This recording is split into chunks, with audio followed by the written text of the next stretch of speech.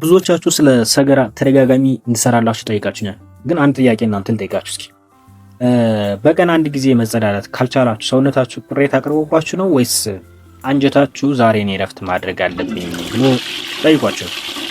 እስኪ ወደ እውነታው ልመለስላችሁ። እውነታው ግን ብዙዎቻችን ስለ ሰገራችን የምናስበው ነገር ሙሉ በሙሉ ትክክል አይደለም። እንግዲህ ዛሬ ታዲያ ጤናማ ሰው በቀን ስንት ጊዜ ሰገራ ማድረግ አለበት? እንዲሁም ደግሞ በቀን ምን ያክል ግራም ድፍቂት ማድረግ አለበት?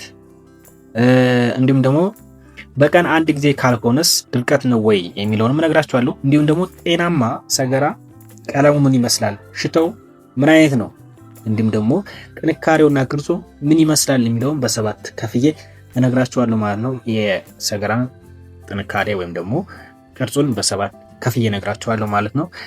እንግዲህ ዛሬ እነዚህን ሁሉ በሳይንሳዊ መረጃ እናያለን ማለት ነው። ስለዚህ እስከ ቪዲዮ መጨረሻ ድረስ አብራችሁ ይሁኑ። ቪዲዮውን ስትጀምሩት ታዲያ ላይክ አድርጋችሁ ጀምሩት። እንግዲህ ይህንን አስገራሚ ጥያቄያችሁን በሳይንሳዊ መረጃ ሙሉ በሙሉ ልመልስላችሁ። የመጀመሪያው እንግዲህ ጤናማ ሰው በቀን ስንት ጊዜ ሰገራ ማድረግ አለበት ወይም ደግሞ ያደርጋል የሚለውን በአቬሬጅ እነግራችኋለሁ ማለት ነው። እንግዲህ የሰው ሰገራ ሲመጣ ሁላችንም የምንለው ነገር አለ። በቀን አንድ ጊዜ ካልሄድኩ ድርቀት ነው ወይም ደግሞ በጣም ድርቀት ይዞኛል የሚል አስተሳሰብና ግምት ያላቸው ሰዎች አሉ።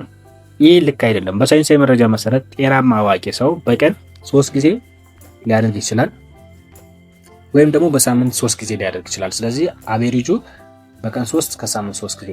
ስለዚህ በቀን 3 ጊዜ የሚያደርጋል፣ በሳምንትም 3 ጊዜ የሚያደርጋል። ስለዚህ አቬሬጁ ይሄ ነው ማለት ነው። ስለዚህ በሳይንሳዊ መረጃ የተቀመጠው ይሄ ነው ማለት ነው። ስለዚህ እንደ መደበኛ ይሄንን ክልል መውሰድ ትችላላችሁ ማለት ነው።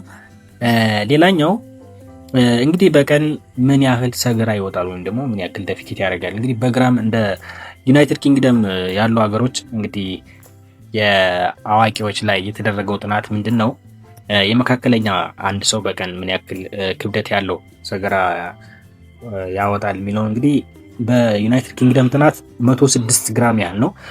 እንደ አንዳንድ ሀገራቶች ደግሞ ከ72 እስከ 420 ይደርሳል ነው የሚለው። ግን ዋናው ጥናት ግን ከ200 ግራም በላይ ከሆነ በቀን ያ ሰውዬ እንደ ተቅማጥ ይወሰዳል ነው የሚሉት እንግዲህ ሌሎች ጥናቶች ደግሞ። ስለዚህ አንድ የጤናማ ሰው በቀን እንደ ዩናይትድ ኪንግደም ጥናት ከሆነ 6 ነው የሚለው። እዚህ ላይ ግን አንድ ቋሚ ቁጥር የለም። ጀስት ይህ እንደ ጥናት የተቀመጠ ነው።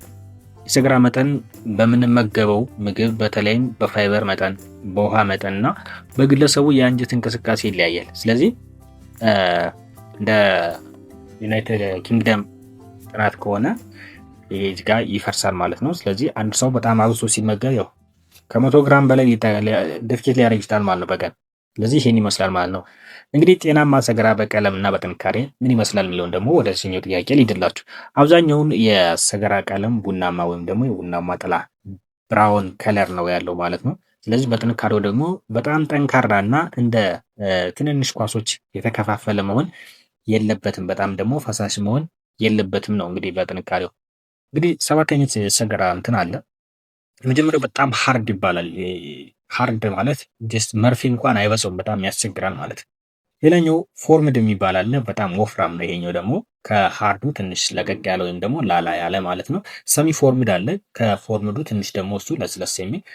ከዛ ምን አለ ሶፍት የሚባላል። እንግዲህ ይሄ መደበኛው የኖርማል የጤነኛ ሰው የሚካተትበት ወይም ደግሞ መሆን ያለበት ነው እንግዲህ የሚለው ይሄ ሶፍት የሚለው እና ሰሚ ፎርምድ ትንሽ ለስለስ ያለው። ከዛ ውጭ ሉስ። እነዚህ ሶስቶች በጤናማ የሰው እንትኖች የሰው ሰገራ መሆን ያለበት ነው የሚለው እንግዲህ በጣም ጠንካራ ያልሆነ በጣም ፈሳሽ ያልሆነ ነገር ግን ለስለስ ያለ ስሙዝ አይነት ነገር ከለር ያለው መሆን አለበት ወይም ደግሞ ቅርጽ መሆን አለበት ብሎ ነው ያስቀመጠው እንግዲህ። ነገር ግን በሰገራ ውስጥ እንደ ደም ካያችሁ ወይም ደግሞ ጥቁር ነገር ካያችሁ፣ ለረጅም ጊዜ ተቅማጥ ወይም ደግሞ ድርቀት ካለ ወይም ደግሞ የሰገራ ልምዳችሁ በድንገት ከተቀየረ ይህንን ችላ ማለት የለባችሁ ማለት ነው። ስለዚህ ወደ ጤና ባለሙያዎች ማማከር ያስፈልጋል ማለት ነው። እንግዲህ ስለዚህ ጤናማ ሰገራ ማለት በቀን አንድ ጊዜ መሆን የለበትም ወይም ደግሞ በቀን 3 ጊዜ እስከ ሳምንት 3 ጊዜ ሊሆን ይችላል ማለት ነው። እንግዲህ እንደነገርኳችሁ ከለሩም አብዛኛው ቡናማ ቀለም ነው ያለው። መጠኑም እንግዲህ ለስለስ እና ቅርጽ ያለው መሆን አለበት ነው የሚለው እንግዲህ ሳይንሱ። ስለዚህ እናንተ የናስገራም ጥያቄ ጠየቃችሁ ሰዎች መልሱ እዚህ ጋር አስቀምጭላችኋለሁ ማለት ነው። እንግዲህ ሌላ ጥያቄም ካላችሁ ኮሜንት ሴክሽን ላይ አስቀምጡልኝ፣ ወይም ደግሞ ስለ ሌላ የምሰራላችሁ ቪዲዮ ካለ ኮሜንት ሴክሽን ላይ አስቀምጡልኝ። የዛሬው ቪዲዮችን የሰገራ ጥያቄና መልሳችን ይሄን ይመስላል። በሌላ ቪዲዮ እስከምንገናኝ ድረስ ሰላም ሁኑ። ቪዲዮ ከተመቻችሁ ላይክ በማድረግ እንዲሁም ደግሞ ለሌሎች ሼር በማድረግ ቤተሰብ ያልሆናችሁ ደግሞ ሰብስክራይብ በማድረግ ቤተሰብ ሁኑ። በሌላ ቪዲዮ እስከምንገናኝ ሰላም ሁኑ።